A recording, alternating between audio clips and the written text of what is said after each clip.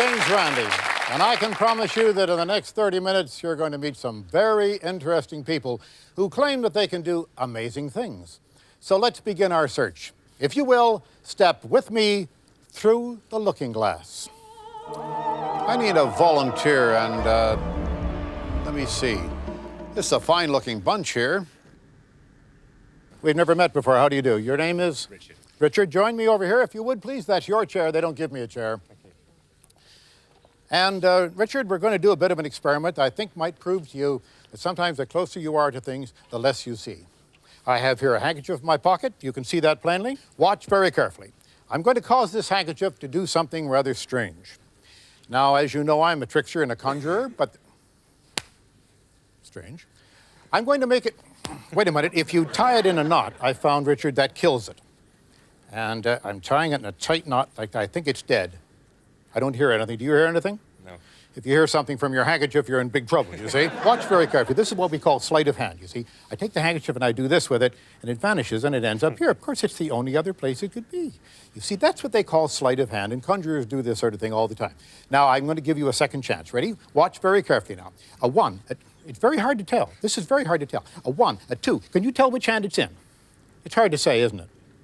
It is hard to say. Yes. I'll go for that one. You'll go for that one. Well, that would happen to be wrong. Now, you won one, and you lose the other. You see, actually, you lose this one, too. It's a very strange thing. Now, watch very carefully. You folks in the audience and at home, of course, can see what I've done with the handkerchief. But this gentleman, because he's so close to me, has a difficult time of it.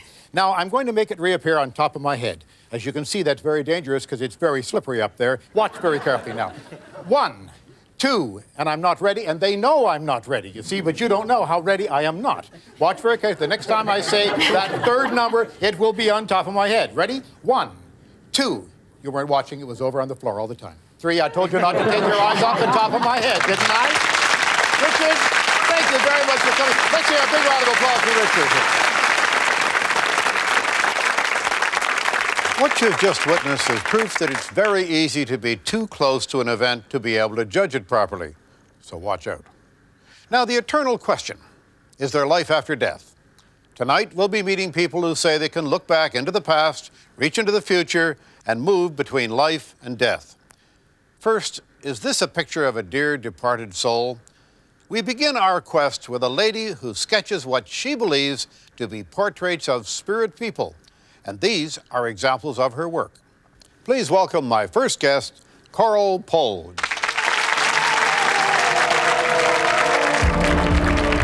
And this is Stephen O'Brien, who assists Coral with her pictures. And could you tell us now what person in the audience might be able to identify with the spirit picture that you're going to produce? No, we don't understand quite how this works, but we have to make the link with the spirit and then hope that it will make sense to somebody in the audience. I see. Well, I'm going to back off the set now and just let you do your thing. I will try to draw someone from the world of spirit. Stephen will tune in to the same spirit, and if what we're getting makes sense to one of you, will you please answer, put your hand up. Obviously got a lady coming through, a lady who makes me feel terribly, terribly short of breath. She would have suffered either with heart trouble or possibly even have passed with a chest condition. But she's showing me herself a little younger than she went to spirit. She's got lovely thick hair, which I feel in the latter part of her life was much, much thinner. Have you got any contact with her, Stephen? I don't know if this means anything to anybody. I have heard the name of Butler given to me, B-U-T-L-E-R, but I'm not sure yet, unless I'm told, whether this is her or the person we want. I wonder if there's anybody in our audience that either holds the surname of Butler or knows that name well, please. Do we have anybody there? Do we get a voice? Are you Butler? I am, yes. That is your name? Yeah. Who is William Butler that's calling in from the other side of life? Someone that was known as William, passed over quite a while back, I've got to say. I don't know if you've heard of that name, have you? William Butler? No, sorry. Don't make it fit, whatever you do. Hello, sir, there. Is this making sense to you of a lady that passed in the way I described, possible heart condition, angina. I feel she went silently, quietly in her sleep after quite a bit of illness, and she brings back memories here of the war years and the bombing. I know a man called William Butler. Good. Whose wife passed away with angina. Yes. But I've got to say that that picture doesn't look like The picture doesn't fit with her. That's fine. Sometimes we work like that. We may have two links here. We might have, yes. We'll do what we can to sort that out. Everything that Stephen has said rings true, but unfortunately the face doesn't. I see. I cannot place the face. Right. No. As long as the details are right, we may be able to piece it together if we can. We're working under very difficult circumstances here. We're trying our best. Can you? Let's see. Come on, sort yourself out. We'll try and place the face. What we normally do is try to link through and get the name of the communicator, but we can't demand that. But if you take this back to that connection, you will find, you said, a photograph, Coral, of this lady, and it's something to do with the bombing. So I would like to say to you, the audience, and the television station to follow you back and have a look and see if you can place her. At least try that. Certainly will, yeah. Would you do that? Will do, Thank you yeah. very much Thank indeed. you.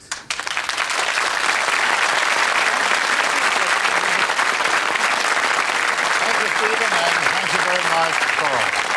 Now, Coral said that the face she has drawn should mean something to somebody in our audience. Is there anybody here who can relate to this picture?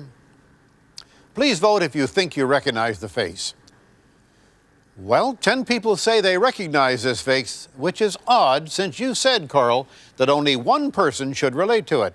Perhaps this drawing is not as specific as you think? Well, thank you very much anyway, Coral and Stephen. The claims of spiritualism have been with us for years. In 1917, two young girls in Yorkshire fooled the world with these photos of fairies. One of their main supporters was the great writer Sir Arthur Conan Doyle, who was a fervent spiritualist himself. And here we are by the famous waterfall at the back of the Wrights' home in Cottingley, where photograph number 1, the most important of all 5, was taken by Elsie of Francis behind the cutout. I'm taking the place of Francis. For you see, it was the waterfall that was the clue to the whole thing that should have tripped everybody off to the secret of the hoax. The waterfall in the original picture is heavily blurred because it took at least a 10-second exposure to make that photograph, while the wings of the fairies are perfectly sharp and clear, and those wings should have been fluttering very rapidly. An obvious clue, but no one spotted it. In later life, Elsie explained how she used these illustrations from a popular children's book. I sketched them out, took off the gauze, and left a bit of gauze just round the waist and put the wings on, and then we cut them out. So even someone as brilliant as Conan Doyle was taken in by these fake photos of fairies. Another of his supernatural enthusiasms was the work of spiritualists and mediums. In Conan Doyle's day, mediums tended to work in darkened rooms. Nowadays, they often perform in more cheerful surroundings. Currently one of Britain's most successful mediums, please welcome my next guest, Maureen Flynn.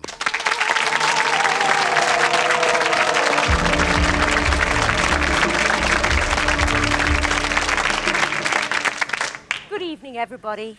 I hope to be able to make a link with someone here tonight and bring a loved one through from the world of spirit. I have been given the name of Taylor. Now, someone here tonight either is Mr. Taylor or the name of Taylor will have a close connection with you. My mother's maiden name is Taylor. Because you see, I have a gentleman here who links with that name very clearly, and he would have been quite elderly when he passed, and he passed with a heart condition, chest, lungs, heart condition, and he would have linked with your mum, and he came very clearly to bring his love to you. I feel he's your granddad. Does that make sense to you? Yeah. And who's Jimmy? Do you know who Jimmy is? Can't Or picture a Jimmy. James? I'd love you to find James, because I feel that there's a link in the family there for that name. Hang on a minute, do you know who Doris is?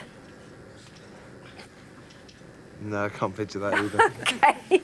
I know I made a mistake linking this gentleman with Doris, because he doesn't look a bit like a Doris, as I said. But I do know that I'm in the same area here.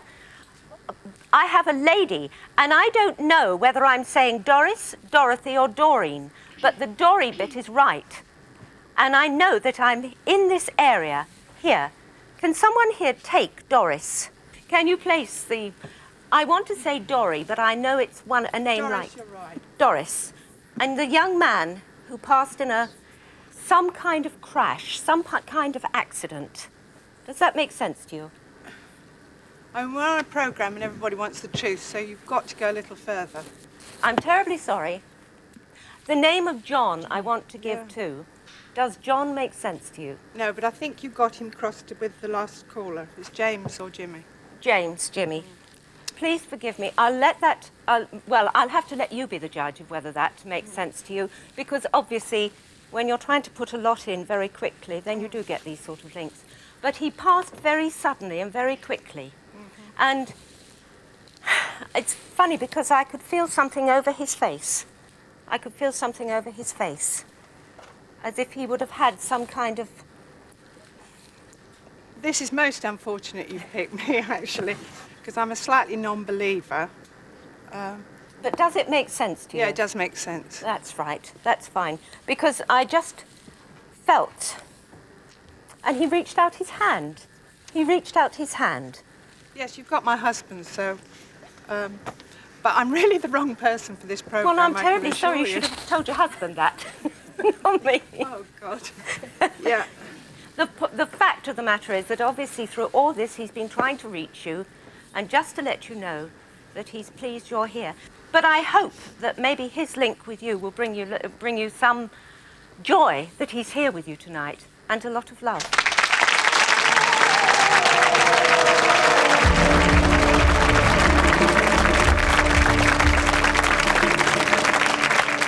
Well, I want us to look carefully at the connections that you say you made. Let's take a vote. First, how many people in our audience tonight can connect with the name Taylor? About 30%. And now, how many people can relate to the condition of the grandfather?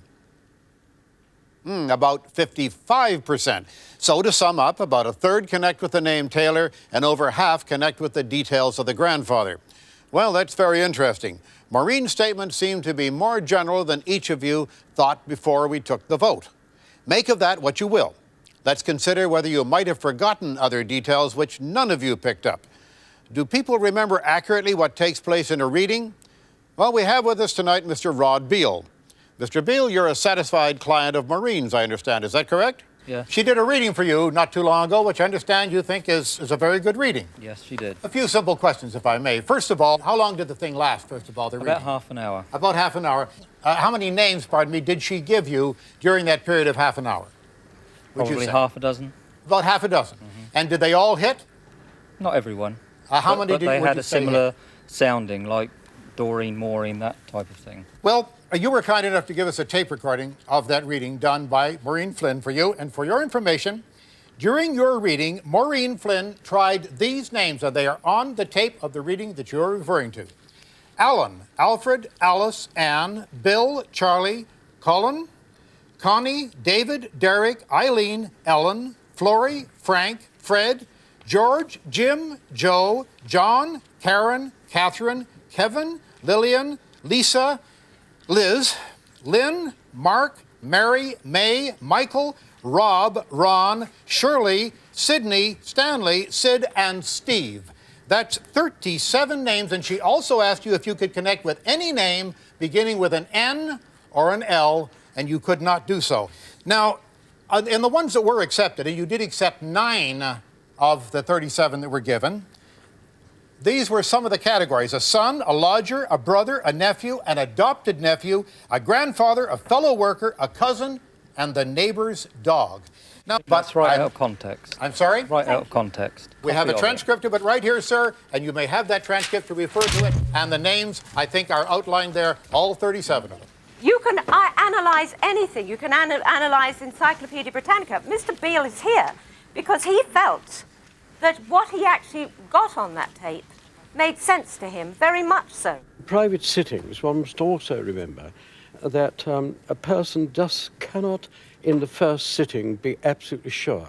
If you're going to make a research of these things, there should be a number of sittings taken with the medium, and over a long period of time, checking the results. Of course. I've been a don't medium for expect 60 years, and I've always said if I give a 70 or 80% perfect demonstration, I do very well. Archdeacon Perry, is it? How do you do, sir? I wonder what your opinion of this whole thing is. Would you share it with us? The Archdeacon? veil between this world and the next is a very odd veil, and you can occasionally see through it. Not as often as mediums and psychics think, but it certainly can be seen through occasionally. But I do think a lot of it comes down to probabilities. And here we see the obvious problem that we disagree about what it means. You gave a good example in that tape there with the 37 names. People remember the ones that make sense and they forget the ones that don't make sense. But we're all left with different opinions. Some people feel like I do, well, there are so many names, we could all connect up to it, it means nothing to me. Other people, when it touches something important to them and stirs emotions in them, they feel genuine emotions that we shouldn't just wash away and say are worthless. I would love to understand what's going on, but I'm afraid I don't. Well, thank you all for your comments, and thank you very much, Maureen, for taking part. We've looked at contacting the dead, but what about catching killers? Some psychics go so far as to offer help to the police. In order to see how useful this is, we've prepared an experiment using this collection of instruments which might have been used to commit crimes, and then again, they might not. Is it possible for a psychic to read the history of an instrument just by touching? My final guest claims to be able to do this. Please welcome Nella Jones.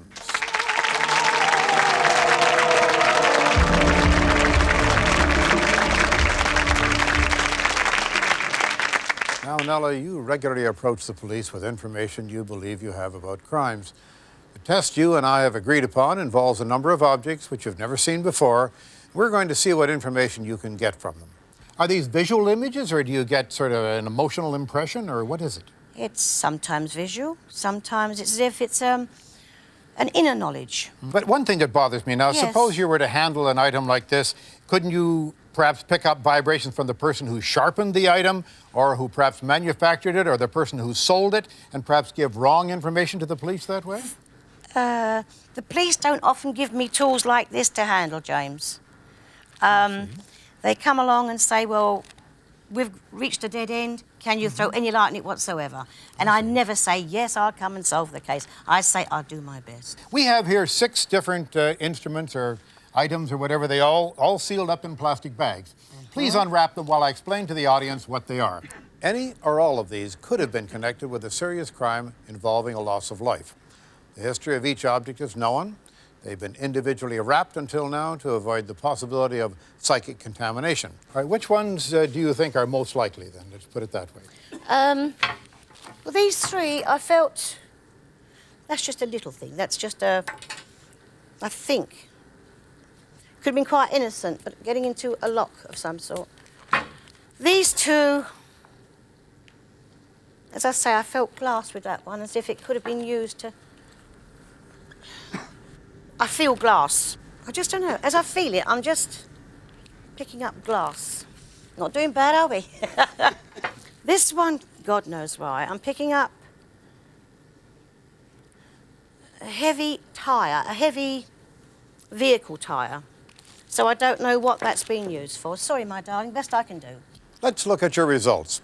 I know you make no claims for accuracy, but it's still interesting that you examined 6 objects, you got no information from 3 of them, and you got incorrect information from the remaining 3. I wonder what the police would make of that. James, you're trying to explain all that I do by logic. Oh, no. What I do is illogical. It's been a most intriguing demonstration, and we'd like to thank you very much, Nella, for taking part. As Nella says, psychics often offer information to help the police with their investigations, and the police acknowledge this, although they say they never approach psychics themselves, and there are no official police psychics. Last August, New Scotland Yard set up a special review to investigate the use of information received from psychics. The police told us there is no recorded instance of psychics solving a criminal case or providing evidence or information which led directly to its solution.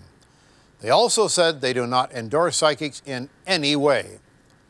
If this is the case, the question remains, should the police spend time and money following up the information that psychics offer? Isn't it time there was a clear policy on this? The popular press are quick to okay any opportunity to promote the psychic's claims to help the police, but rarely investigate the results. During the hunt for the Yorkshire Ripper, the Sunday People asked a leading medium what the Ripper looked like. She produced this likeness, said his name was Johnny or Ronnie, and declared that he lived in Tyneside or Wareside. All wrong.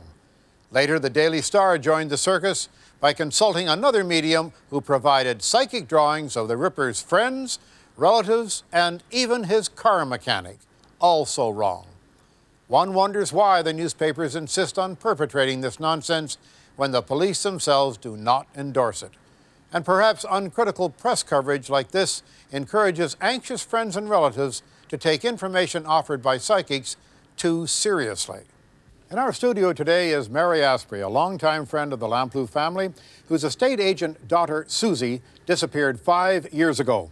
Mary, you've had quite a few connections with quite a few psychics over the years, haven't you? I certainly have. And have they helped you at all? I think that in many ways they have helped. Now, what is this suitcase we have here? This suitcase, plus the suitcase behind me, is filled with letters from, I prefer to call people intuitive people that wrote to either the police or to the Lamplugh family, suggesting things that might have happened to Suzi Lamplugh.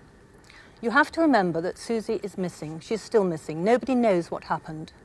For Diana Lamplugh and for myself, who was a friend, some of these letters gave us a new lead, a new idea, the police also a new thought. I see. And it has been extremely helpful. What I have done is act as a buffer for the family, which I think has been very important, because although most of the psychics have been incredibly sensitive if they have phoned the family with information, and one thing I would ask them not to ever phone a family direct, try and speak to a friend, because it's very distressing. But one of the things I really feel one should sort of think is that don't dismiss anything. And Christine Boxall is a different case altogether. I understand that your young son, Lee, vanished some 2 years ago. What have the psychics done for you, Christine? I've been to many psychics, different mediums and clairvoyants. Some have told me that he's dead and some has told me he's alive. It's really distressing when they tell me that he's dead, but you see, I've got to know one way or another, of course, where he is. I mean, we just, at the end of the day, just don't know where he is. And Christine, have the psychics managed to find your son? No. They haven't? No. Well, I want to thank Mrs. Asprey and Mrs. Boxall for coming here tonight. I earnestly hope that these missing children can be found. Despite suitcases full of letters from hundreds of psychics and years of following these leads, Lee Boxall is still missing. Suzi Lamplugh is still missing. Ladies and gentlemen, you've seen the evidence. Make up your own minds. I'm James Randi. Good night.